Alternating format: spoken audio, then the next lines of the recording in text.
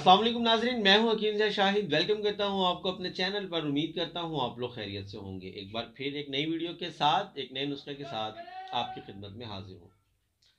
आज हम बात करेंगे खांसी के हवाले से, क्योंकि आजकल बहुत ज़्यादा खांसी देखने में आ रही है, क्योंकि सर्दियों का मौसम है, ठंड शुरू हो चुकी है और ख़ास तौर पर बच्चे इससे बहुत ज़्यादा मुतासिर हैं।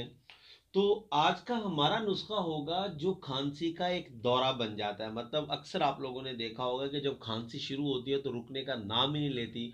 मतलब सीने पे जकड़न हो जाती है और हर सांस के साथ जो है धसक जिसको बोलते हैं वो चढ़ती है और खांसी एकदम शुरू हो जाती है और दोबारा रुकने का नाम नहीं लेती है। ख़ास तौर पर बच्चों में बहुत ज़्यादा देखने में आ जाता है।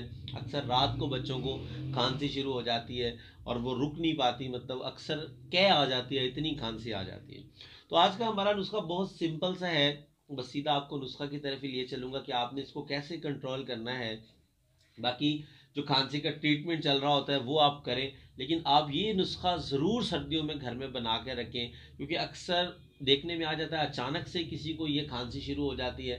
तो आप ये इस नुस्खा को अप्लाई करेंगे तो इंशाल्लाह एक दफ़ा के इस्तेमाल से ही जो है फौरी तौर पर खांसी जो है वो कंट्रोल हो जाएगी। अब हमने क्या चीज़ें लेनी है, क्या नुस्खा है, यह भी आपको यहीं से दिखा दूंगा, क्योंकि कोई मुश्किल नहीं है इसमें।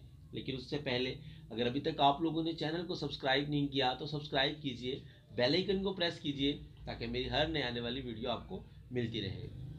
तो हमने सिर्फ दो चीज़ें लेनी है।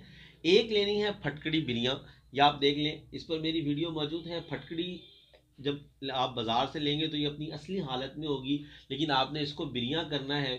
बिरियाँ करने का तरीका मेरी वीडियोस में मौजूद है, पहले वीडियो में एक बना चुका हूँ।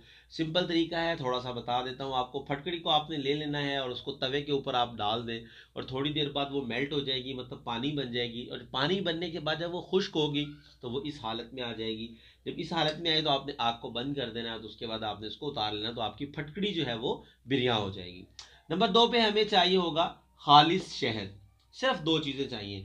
अब हम इसको, जब फटकड़ी अभी ये बिल्कुल सही हालत में है, जब बिरियाँ हुई है, आपने इसको बारीक कर लेना है। एक चाय वाला चम्मच आपने लेना है फटकड़ी बिरियाँ का। मतलब एक होता है बहुत ज़्यादा भर के लेना है, एक होता है सिंपल सा। तो सिर्फ सिंपल सा आपने चम्मच लेना है, एक चाय वाला चम्मच। और तीन बड़े खाने के चम्मच जो होते हैं जिससे हम चावल वगैरह खाते हैं, वो आपने लेना है शहद। अब उस तीन चम्मच जो शहद होगा उसमें एक चम्मच आपने इस फटकड़ी बिरियाँ का मिक्स कर देना है और अच्छे से उसको हिलाना है। डालने के बाद अच्छी तरह मिक्स कर लेना है, तो आपकी दवा जो है वो तैयार हो जाएगी।